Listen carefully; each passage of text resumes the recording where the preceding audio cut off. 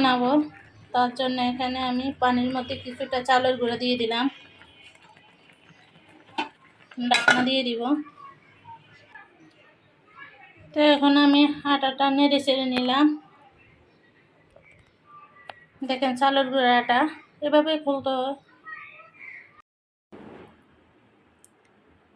কেচি দিয়ে। এখন দেখেন আমি কিভাবে কেটে নিতেছি। এভাবে চাইলে আপনারা কেচি দিয়ে কেটে নিতে পারেন।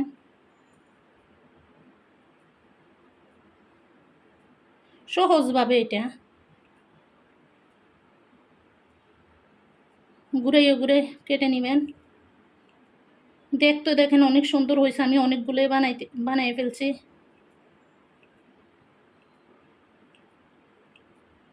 সহজ, একদম সহজ। চাইলে আপনি ঘরে বসে এটা নিজে বানাইতে পারেন। এটা আরও একবার বানানো যায় লেতি পাকাইয়া।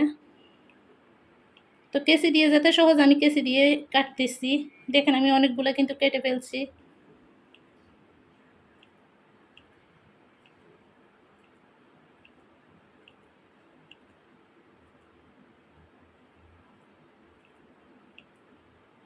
সহজ, একদম সহজ, বানাতে ভালোই লাগে।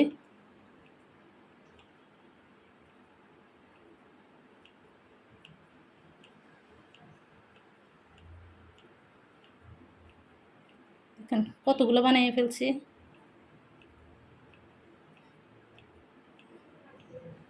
এত সহজ পদ্ধতি আগে জানতাম না, এটা আমি আসলে ইউটিউব থেকে শিখছি।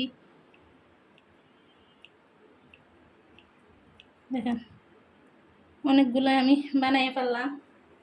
দেখেন কতটা জর্জরা হয়েছে, দেখতে অনেক সুন্দর।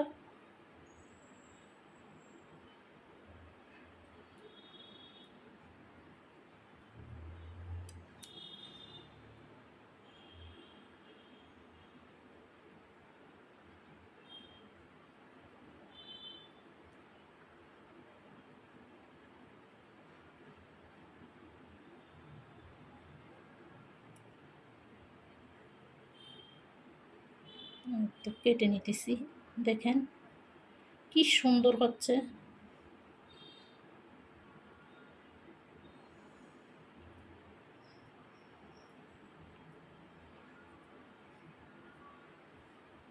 জোরে জোরে বাড়ির থেকে খেজুরের রস নিয়ে আসলাম। কোন কোন আপুদের পছন্দ বলেন তো? শীতের সময় বাড়িতে ছিলাম তখন খেজুরের রস নিয়ে আসলাম। আজকে সেমাই পিঠা রান্না করব, তো কীভাবে বানাইছি তা তো আপনাদের সাথে শেয়ার করলাম।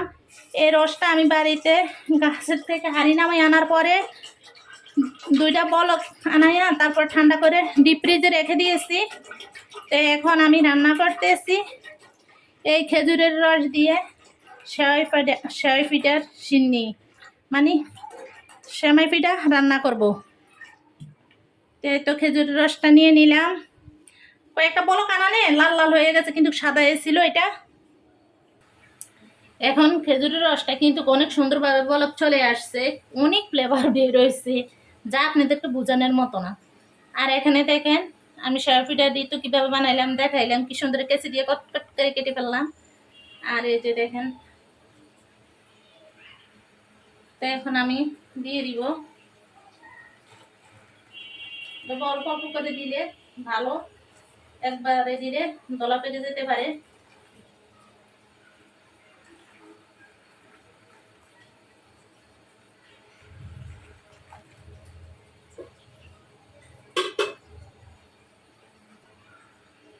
নেড়ে চেড়ে দিতে হবে।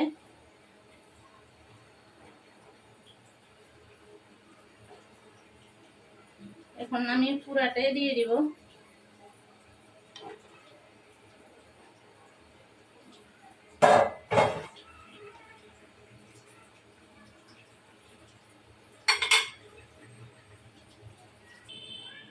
এখন আমি কিছুটা স্বাদ মতো লবণ দিয়ে দিলাম। তো আমার সেমাই পিঠাটা বলক চলে আসছে, দেখতে কত লোভনীয় হয়েছে দেখেন।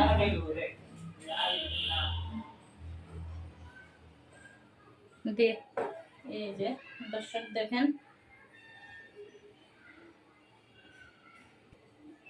তো এখন আমি দিয়ে দিব নারকেল আর তেজপাতা, আর বেশি কিছু দিব না, দুধ দিব না। দুধ দিলে খেজুরের রসের যে একটা ফ্লেভার ওইটা থাকবে না, তার জন্য আমি দিব না। নারকেল দিয়ে রান্না করতেছি এটা। এভাবে রান্না করে খেয়ে দেখেন, অনেক টেস্ট। দুধ দিলে কালার হয়তো দেখতে সুন্দর লাগে, মানে খেতে অন্যরকম একটা স্বাদ লাগে। এটার স্বাদ রে অন্যরকম, মানে দুধ ছাড়া। নারকেল দিয়ে খেজুরের গুড়ের গ্রান, খেজুরের রসের গ্রান, এটাই অনেক মজা। দেখেন কত না সুন্দর হয়েছে নারকেল দেওয়ার পরে।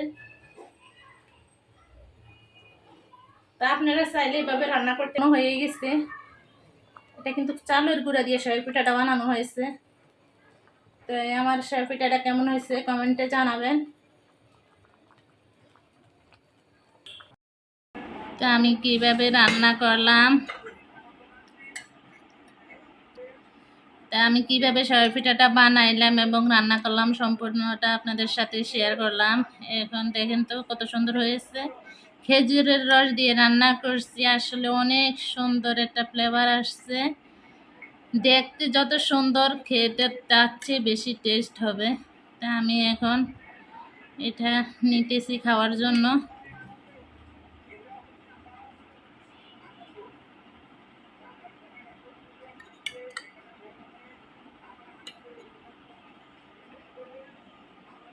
দেখেন তো কতটা সুন্দর হয়েছে।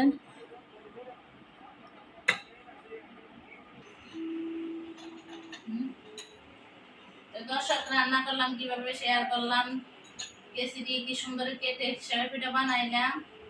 যদি ভালো লাগে বানাইয়েন, দেখবেন ভালো লাগবে সহজভাবে। আবার হাতেও বানাইয়া আমি দিয়েছি, আপনারা ওইটা দেখতে পারেন। এখন খেয়ে রিভিউ দিই। খেজুরের রস দিয়ে রান্না করছি, যে সুন্দর ফ্লেভার, যে একটা গ্রাম, আসলে বইটা বোঝানো যাবে না।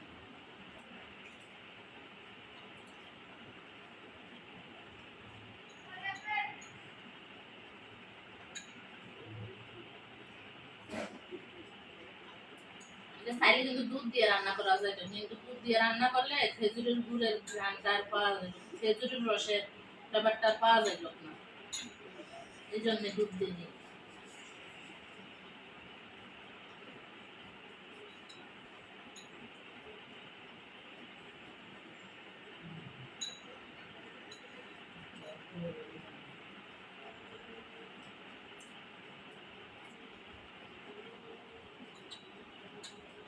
অনেক মজা হয়েছে।